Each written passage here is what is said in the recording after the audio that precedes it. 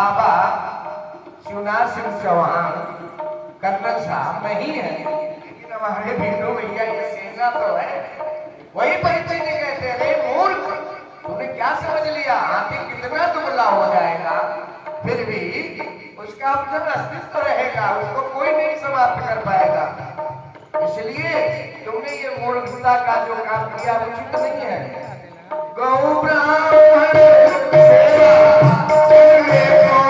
ब्राह्मण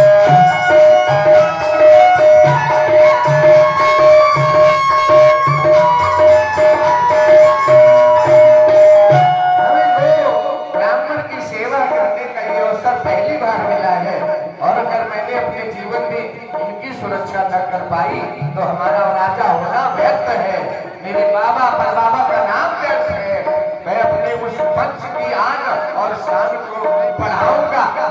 मिला राज अधिकार, मुझे मिला राज अधिकार,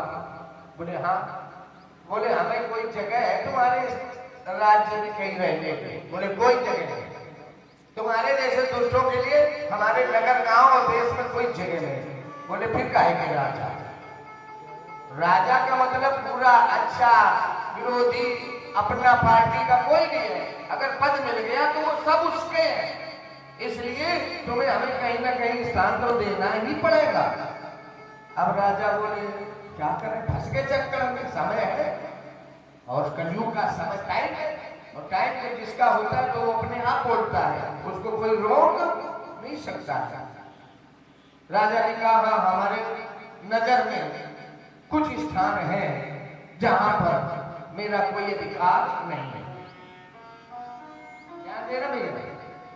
राजा परीक्षित जी कहते हैं कलयुग से कि कुछ हमारे स्थान है देश के राज्य में जहां पर मैं राजा जरूर हूं, लेकिन मेरा कोई अधिकार वहां नहीं है, वहां तुम जाके रहो।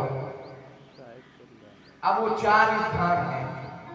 अब ध्यान देना आप लोग, क्या है, अगर आप वहां पर विचार करोगे तो समझ लो हमने कलयुग में जीना चालू कर दिया है, राम का युग, कृष्ण का युग खत्म हो गया। अगर इनसे अलग हो, उन 4 स्थानों से परिचित हो, दूर हो, तो समझ लेना अभी हमारे ऊपर राम की कृपा आशीर्वाद है और हम राम के वंशज हैं, सूर्यवंशी क्षत्रिय हैं, चंद्रवंशी क्षत्रिय हैं, जमदग्निवंशी हम पंडित हैं, अग्निवंशी हम पंडित हैं, भरद्वाज के गोत्र में उत्पन्न होने वाले हम ब्राह्मण हैं। कब? जब आप इन 4 से दूर हैं तब। राजू भैया, कथा इसलिए नहीं हो रही है कि पार्टी मनाई है, पार्टी तो मनेगी। हमारे टिक्कू भैया पार्टी 14-15 तारीख को कथा हो जाए, उसके बाद विशेष पार्टी दाल बाटी, उसमें हम भी भाग लेंगे, लेकिन अभी हमारी पार्टी में आप हमारे साथ में चलो, ताकि हमारे पितरों को जो हमारे यहाँ बैठे प्रतिज्ञा में कि हमारे वंश में शिवनाथ सिंह चौहान के वंश में पुत्र पौत्र परिवार जो ये हमारी फुलवारी है, इस फुलवारी में जो विदेशों तक लोग बैठे हैं, जिनको अवसर मिल रहा है और आकर के इसमें भाग ले रहे हैं, और हो सकता है इसमें भी कुछ लोग किसी कारणों से वंचित हो जाए। ऐसे भी होंगे अपने परिवार में, घर में कुछ लोग जो नहीं भागीदार हो पाएंगे, उनके भाग्य में नहीं है। तो परीक्षित जी कहते हैं हमारे 4 देश में ऐसे जगह है, 4 स्थान है, वहां का मैं राजा हूं, परंतु मेरा कोई अधिकार उस स्थान पर नहीं है। कौन कौन से 4 स्थान है जहां पर परीक्षित जी ने कलियुग को बैठने को जगह दे दी। अब वही कलियुग बैठ गया पूरी तरह से। कौन से? दुष्पालम, जहां सट्टा जुआ होता हो वहां कलियुग का वास। जिनकी बुद्धि में इस जुआ सट्टा की बात है आवे या खुद खेले तो समझ लो कलियुग उनके दिमाग पर, उनके शरीर में बैठा है। परीक्षित ने उसे बैठा दिया। पहला पानम, सुबह शाम गंगा जल की जगह दूसरी चीज पीने वालों के घरों में कलियुग का वास। अब क्षत्रिय हो आप लोग तो आपका तो काम यही रहा है ना। पंडितों के पास पैसे नहीं था, खाते कहां से, पीते कहां से? तो पंडितों के पास पैसा भले ना रहा हो, लेकिन उनके पास ज्ञान तो रहा है। तो अगर आप सच्चे भारतवासी हो, अपने रघुकुल के सूर्यवंशी क्षत्रिय हो, कृष्ण के वंश में उत्पन्न होने वाले चंद्रवंशी क्षत्रिय हो, और उनके वंशज होने के नाते अगर आप उनको अपना आराध्य मानते हो, उनकी आरती पूजा दुर्गा माँ की करते हो, तो आपको इन दोनों चीजों से दूर रहना चाहिए। तीसरी, जहां पर किसी भी पुरुष के द्वारा सुंदर पत्नी को पाने के बाद और उस पत्नी को धोखा देते हुए दूसरी युवतियों के साथ जो व्यक्ति भ्रमण करता है, दुराचरण करता है, उस व्यक्ति के ऊपर उस जीवन में उसके उस स्थान पर कलियुग का वास। एक नारी सदा ब्रह्मचारी। पत्नियों के लिए भी धर्म है, एक धर्म एक व्रत नेमा, काय वचन मन पति पद प्रेमा। तो पुरुषों का भी एक धर्म है, एक नारी सदा ब्रह्मचारी। राम जी से जिस समय विवाह सीता का हुआ, पहले दिन जब दोनों की मुलाकात हुई, राम जी ने कहा, हे सीते, हम तुम्हें कुछ देना चाहते हैं। बोले, हम कोई साधारण वस्तु नहीं लूंगी, हम साधारण स्त्री है भी नहीं। सीता किसी मनुष्य के द्वारा, पति पत्नी के द्वारा उत्पन्न की हुई कन्या नहीं है, ये अयोनिजा है। इसका नाम अयोनिजा, इसका किसी योनि से जन्म ही नहीं हुआ। विदेहजा, विदेहजा दूसरा नाम है, और ये पहली है, इसका नाम है भूमिजा। ये पृथ्वी से प्रकट हुई है, ये किसी पुरुष और पत्नी के द्वारा इनका जन्म नहीं हुआ है। तो सीता ने कहा, हे प्राणनाथ, और तुम भी साधारण नहीं हो। तुम्हारे पिता ने भी चौथे पद में एक बार भूपति मन माही भय कलानि मोरे सुत नहीं। तो गुरु के पास गए और गुरु ने संगी ऋषि महात्मा को बुलाया, फिर यज्ञ हुआ। उस यज्ञ में जैसे आप करते हो, स्वयं यज्ञ नारायण उत्पन्न हो गए, प्रकट हुए, और यज्ञ चल लिए है खीर, और उस खीर से तुम्हारी माताओं ने प्रसाद पाया, जिसके द्वारा तुम्हारा प्राकट्य हुआ है। तो तुम भी अद्वितीय हो, अद्भुत, और हम भी अद्भुत। तो हमें साधारण प्राणियों की तरह कोई वस्तु, भोग की वस्तु या भौतिक वस्तु का सुख नहीं चाहिए। ऐसी चीज दो जो तुम्हारे परिवार में, सूर्य वंश में किसी भी राजा के द्वारा किसी को न दी गई हो। अब देखना, काशी का ज्वेलर्स तब था नहीं, तनिक्स वाले भी नहीं होंगे, डायमंड ज्वेलरी भी नहीं होगी उस समय, होगी भी बहुत थी, लेकिन वो नहीं मांगा सीता ने। और आजकल की स्त्रियां यही मांगती कि इंगेजमेंट हमें डायमंड की अंगूठी चाहिए, हम देंगे, या कुछ लोग कहते हैं देंगे तो ठीक है, लेकिन सीता ने क्या मांगा, हमें वो दो जो तुम्हारे पीढ़ी में परिवार में किसी ने कभी किसी को न दिया हो। अब ध्यान देना, राम जी ने सोचा ऐसा क्या हो सकता है, तो राम है, उन्होंने कहा हम ऐसी वस्तु देंगे जो तुम चाहती हो। बोले क्या दोगे? बोले मेरे परिवार में, वंश में, कुल में ये प्रथा रही है राजा महाराजाओं की कि वो एक नारी एक रानी से संतुष्ट नहीं होते थे। हमारे पिताजी के भी 3 रानियां थी, राजा दशरथ के 3 रानियां, और हम ये प्रथा तोड़ता हूं। आज के बाद मैं अपने जीवन में एक शपथ लेता हूं, अपनी सीता पत्नी के अलावा किसी भी पराई पत्नी की ओर कोई भी संबंध अथवा दृष्टि नहीं डालूंगा। और शूर्पणखा जब आई तो 100 पुरुष नमो 100 नारी, लेकिन भगवान ने उसे भगा दिया। तो एक नारी सदा ब्रह्म। और भैया एक बात याद रखना, क्षत्रियों का वंश है, कुल घर है, कोठी है, तो हम लोगों में सबसे बड़ा दोष क्या रहा है, पद धन गद्दी पाने के बाद हम लोग भ्रमित हो गए, उसको संभाल नहीं पाए, उस मर्यादा को, उस शक्ति को, उस हमारी परमात्मा के द्वारा दी हुई जो रघुकुल की सूर्यवंश की परंपरा है, उसको हमने तोड़ दिया। इसीलिए हम परेशान हैं, इसीलिए हम परेशान हैं। भगवान कहते हैं आज सीता को ये वचन दे दिया। इसी तरह राजा के सामने 2 हो गए स्थान, जुआ पीना और परियुवती, दूसरी स्त्रियों के साथ रहना, ऐसी जगह कलयुग का वास है। और चौथी जगह बताया जहां हिंसा होती हो, हत्या, वहां पर कलयुग का वास। अब कलयुग बोला महाराज का खराब जितने स्थान है वो हमारे लिए, कोई तुम्हारी नजर में अच्छी जगह नहीं है जहाँ पे हमें दे दो। तो राजा परीक्षित ने कहा एक स्थान और है। बोले क्या? बोले तुम्हारा स्वर्ण में वास, स्वर्ण में वास। तो यहाँ पर माताओं ने संकल्प लिया, शंका की कि देखो माताओं के लिए तो मंगल सूत्र स्वर्ण का होता है, उसमें कलयुग का वास कैसे हो सकता है? मंगल सूत्र हो, मांग का टीका हो। तो बताया गया ऐसे स्थान पर कलयुग नहीं रहता है जहां अधर्म से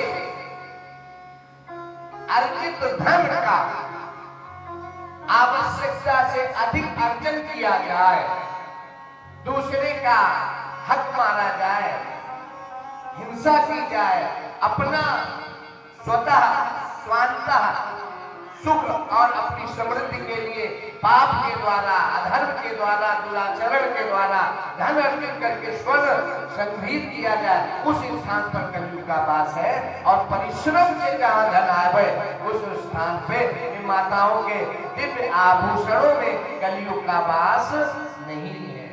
आप लोग को खरीदना, एक हमारे जो भैया एक खरीद के देंगे 15 तारीख को स्पेशल, क्योंकि उसमें कलयुग है ही नहीं, है ना, तो उसमें आपको घबराने की जरूरत नहीं है।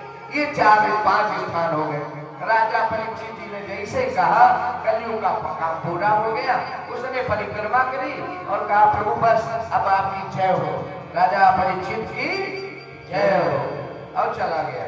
और जैसे चला दृश्य हो गया, राजा आगे शिकार करने के लिए चले, और मुकुट एक ऐसा है जो जरासंध के पुत्र का है, जिसको राजा ने अपने मस्तक पर धारण किया था। उसी जरासंध के राज्य से लाया हुआ जो भीम और धर्मराज अर्जुन के साथ गए थे कन्हैया, जरासंध के साथ युद्ध हुआ, उसमें पराजित कर दिया है भीम ने। जरासंध को वो मुकुट मिला, वही मुकुट आज राजा परीक्षित अपने मस्तक पर रख के यात्रा में है। उसी अधर्म के मुकुट पर कलयुग बैठ गया और जैसे ही बैठा, आज जो विचारों में अच्छी नीति थी, नियत अच्छी थी, वो भ्रमित हो गई और प्यास लगी। तुलसी जस हो दब्बता कैसी मिले सहाय, आप न आवे ताई पे ताई कहाँ ले जा। पुरुष बलि नहीं होत है, समय होत बलवान। आज राजा परीक्षित का समय विपरीत आ गया और राजा जैसे चला, कलयुग का समय प्रकट हो गया है। और महात्मा श्री के आश्रम की ओर जब गए तो महात्मा शांत नीतित लोचना समाधि में है। यम नियम संयम प्राणायाम प्रत्याहार धारणा ध्यान समाधि, ये अष्टांग योग के नियम है। यम अपनी इंद्रियों का दमन, नियम शास्त्रों के द्वारा जो नियम सदाचार है उनका पालन, संयम अपनी वाणी को इंद्रियों को संयमित रखो, नियम प्राणायाम, प्राणायाम पूरक कुंभक रेचक, ये तीन प्रकार का प्राणायाम होता है, उसको करो। ये चौथी विधा है प्राणायाम। फिर प्रत्याहार, और जब प्रत्याहार होगा माने दुनिया समाज माया से तुम्हारी आत्मा अलग होगी, ऊपर आएगी। क्योंकि जब तक आप प्राणायाम नहीं करोगे तब तक दृष्टवा, दृष्टवा माने आत्मा स्वरूपेस्मिन् अवस्थानम नहीं हो सकता, संभव ही नहीं है। जब तक चित्त की वृत्तियों का निरोध अवरोध नहीं होगा तब तक आत्मा अपने वास्तविक रूप को धारण नहीं कर सकती है। इसलिए चित्त वृत्ति निरोधा, चित्त की वृत्तियों में जो अवरोध है, वासनाओं का पर्दा पड़ा है, उसको समाप्त करो। फिर दृष्टवा, दूध से घी की तरह ज्योति, जैसे आप दूध में बत्ती डालो, दूध में काटक और बत्ती बना के पंडित जी से कहो जलाओ, तो पंडित जी के पिताजी के जलाना चाहे नहीं जलेगी, कोई नहीं जला सकता, नहीं जलेगी। उसी से दही मक्खन से पुनः गरम करके उसको घी प्राप्त किया। अदृश्य सत्य को, प्रकाश को उसी दूध से निकाल करके हम अखंड ज्योति के रूप में, हाँ, ये अखंड दीप ज्योति जो है ना उसी दूध से जलती है। ऐसे हम सबके द्वारा उस दिव्य सत्य को जागृत किया जा सकता है, समझा जा सकता है। जब चित्त की वृत्तियों का अवरोध होगा तब। तो राजा आज महात्मा के सामने गए, महात्मा प्राणायाम किए हैं, राजा को क्रोध आ गया, अरे इसमें मैं पानी नहीं पहुंचा, हमने इसका लिए इतनी दक्षिणा दी, इतना आश्रम में व्यवस्था की, इसने तो मेरा अपमान कर दिया। देखो महात्मा, अपमान राजा का, जो सम्मान करने के लिए क्षत्रियों का धर्म है, ब्राह्मण सत्य की सम्मान करे, रक्षा करे, आज स्वयं आज सम्मान की चेष्टा जाती है। देखो सम्मान मांगने से नहीं मिलता है, वरदान मांगने से नहीं मिलता है, कुछ करने से मिलता है। आप करोगे तो खुद मिलेगा।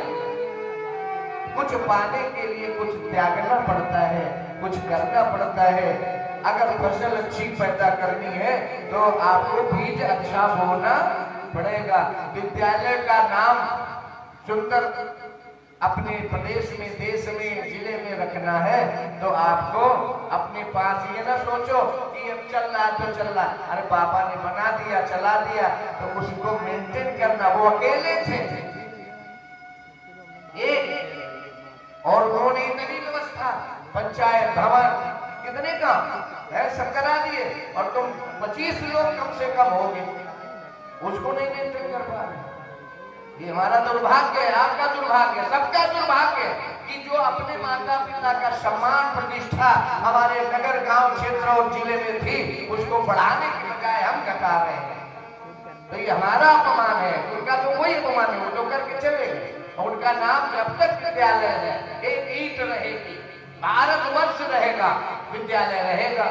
क्योंकि विद्यालय नष्ट नहीं होंगे, शिक्षा के बिना तो संसार प्रदेश खत्म हो जाएगा। तो ये जब तक रहेगा तब तक उनका शिवनाथ सिंह चौहान नाम अमर रहेगा।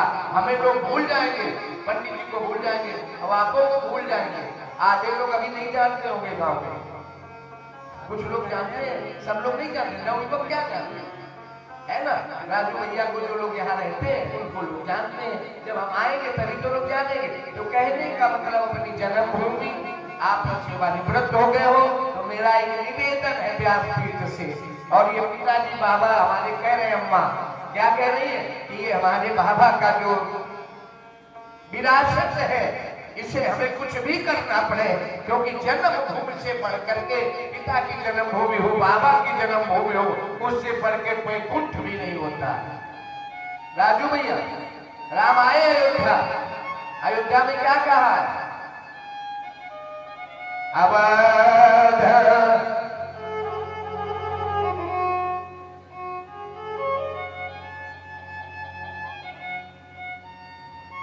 हे भागवतों को भगवान ने दिखाया कि जन्मभूमि मामपुरी सुहावन, ये मेरी जन्मभूमि अयोध्या है और बहुत सुंदर है। पुरियों में 7 पुरी है ना, अयोध्या, मथुरा, काशी, कांची, अवंतिका, पुरी, द्वारावती, शिव शक्ति के मोक्षदायिका, उसमें से इस अवध का पहला नाम है अयोध्या।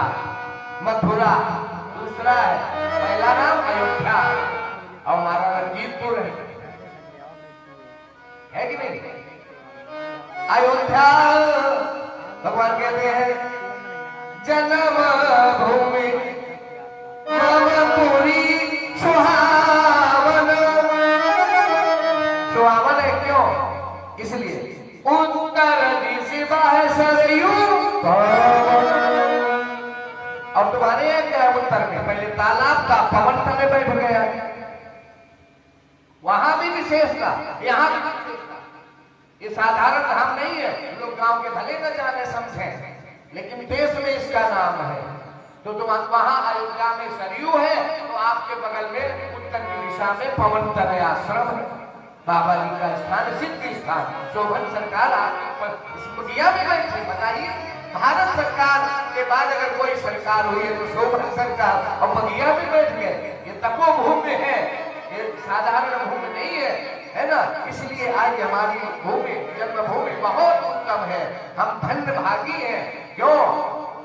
सो धन धन्य, आपका जो पैसा, आपका जो समय, जो आपका मेहनत से अर्जित पेंशन मिलती होगी, पेंशन मिल रही है, तो उससे जो पैसा खर्च कर रहे हो, ये बहुत बड़ी बात है। सो धन धन्य प्रथम गति जाकी, धन्य धन्य हो गया धन। ये जो पुष्प में धन लाया गया, प्रसाद में धन लगाया गया, और ये जो सजावट हो रही है ना, इसमें जो धन आपका खर्च हो रहा है, भंडारा जो चल रहा है, प्रसाद जो बटेगा, ये धन धन्य हो गया, पवित्र हो गया, क्योंकि इससे बढ़ के कुछ होता ही नहीं है। और धन्य सो घड़ी, जो ये समय भी धन्य है, क्योंकि सत्संग में आप लोग बैठे हो, समय भी धन्य, धन भी धन्य। और राजा कौन धन्य होता है? राजा धन्य कौन होता है? उसके लिए भी बताया गया, सोनप धन्य, वो नप धन्य है, नीति जो करई, जो नीतिगत फैसले लेता है, देश, राष्ट्र, प्रदेश, जनता के हित के लिए लेता है, वो राजा धन्य होता है। और सो ये देश वहां धन्य है जहां सुरसरी माने जहां गंगा की नदी हो, वो देश धन्य है। और आज आपका नगर भी धन्य हो गया। जन्मभूमि मामपुरी सुहावन, उत्तर दिशा है सरयू। और बहुत बनाई करी है, और उसके बाद बात बताइए, यद्यपि सब वैकुंठ बखाना, सब लोग जब तक यज्ञ हो तब साधना प्राणायाम करते हैं वैकुंठ पाने के लिए। यद्यपि सब वैकुंठ बखाना, वेद पुराण विदित जग जाना, परंतु अवधपुरी सम अवधपुरी सम प्रिय नहीं सो। विचार करो, राम अपनी वाणी से कहते हैं वैकुंठ से भी अगर कोई प्रिय वस्तु है तो हमारी जन्मभूमि अयोध्या है। तो आज हम भी धन्य हैं कि हम अपनी जन्मभूमि में ये ज्ञान गंगा का प्रवाह तीसरे दिवस पढ़ा रहे हैं। आपके पिता बाबा सब लोग प्रसन्न हैं, देवलोक में उनका सम्मान हो रहा है। और सम्मान क्यों हो रहा है? क्योंकि आप ऐसा कार्य कर रहे हो, इसलिए वहां उनको प्रशंसा मिल रही है, साधुवाद धन्यवाद होता है। आज कहने का मूल भाव ये है, राजा परीक्षित के जीवन में जो त्याग था, तपस्या था, सम्मान करने की जो उनकी नियत थी, आज नीति नियत दोनों गड़बड़ा गई, क्योंकि कलयुग सिर पे बैठ गया है। और ये सिर पर ये है ना, ये खोपड़ी, यहीं से विकार विचार सब खराब अच्छे पैदा होते हैं। आत्मा बहुत दूर है, आत्मा जल्दी गलत निर्णय नहीं लेती, लेकिन ये अपने आप को बुद्धिमान समझता है। ये खोपड़ी जो है, मस्तिष्क, ये अपने आप को बहुत चतुर समझती है, कहती मेरा ही सब कुछ है, क्योंकि हम सबके ऊपर है। ये खोपड़ी ऊपर है ना, तो यही दिमाग होता है माइंड, और माइंड कहते हमारे पास बहुत माइंड है। अरे क्या माइंड है तुम्हारा? क्या है तुम्हारा? है कुछ? मुट्ठी बांधे आए, हाथ पसारे जाओगे, कफन में जेब नहीं होता, ये होता है। अब फिर भी लोग जमा करे पड़े, कंजूसी कर रहे हैं। अभी तक कहा गया